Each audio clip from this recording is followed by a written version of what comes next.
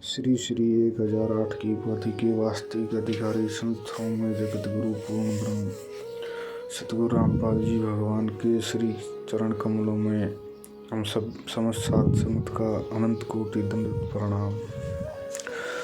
सच्चाई भगत भाई बहनों, आज रात को 2 बजे एक सपन आया था कि पंजाब के पटियाला से कुछ भगत भाई बहन थे।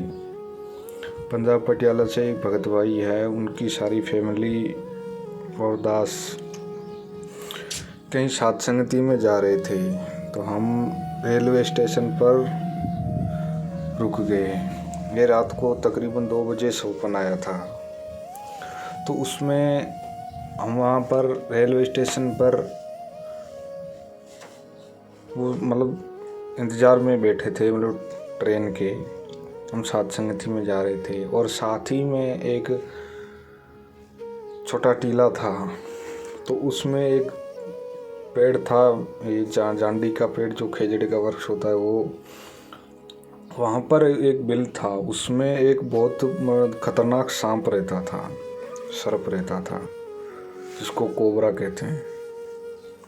तो उसमें वो बैठा था और वो एक प्रसिद्ध सांप था कि जो भी इसको काटा, जिसने भी इसके संपर्क में आया, जिसने इस सांप को काटा, वो व्यक्ति कभी बचा नहीं है।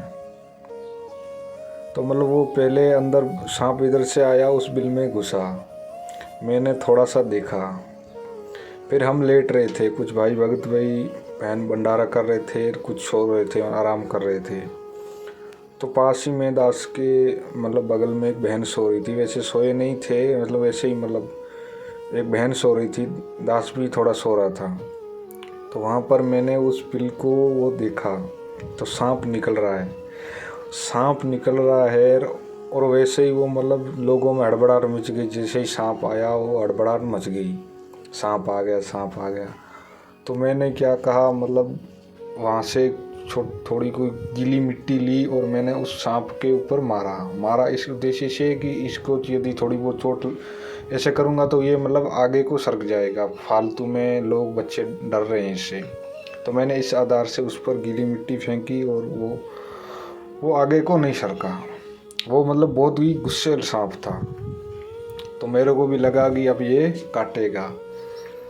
तो भगत भाई बहन क्या कर रहे थे कि परमात्मा की महिमा कर रहे थे, गुरु जी की महिमा कर रहे थे सभी हम भगत भाई बहन। गुरु जी ऐसे हैं, ऐसे ऐसे चमत्कार करते हैं, ये पूर्ण ब्रह्म परमात्मा पृथ्वी पर आए हुए हैं।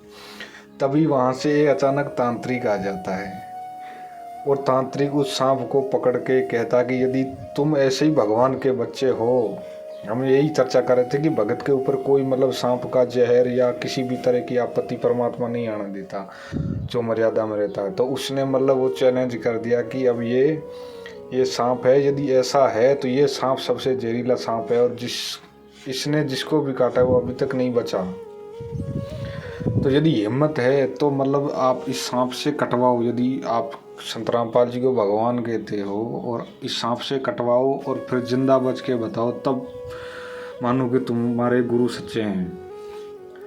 तो जो भगत भाई बहन थे वो उछल के आ गए ऐसे, जैसे कोई हलवा प्रसाद लेने के लिए उतावलापन होते हैं ना भगत भाई बहन, जैसे हलवा प्रसाद होया जल्दी से प्रसाद खाएं।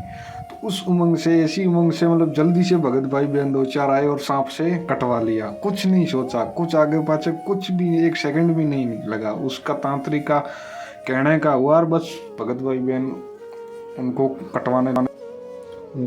कटवाने लगे उनसे, सांप से। फिर जैसे दास का नंबर आया तो दास ने सोचा भाई अच्छे से कटवाया जाए।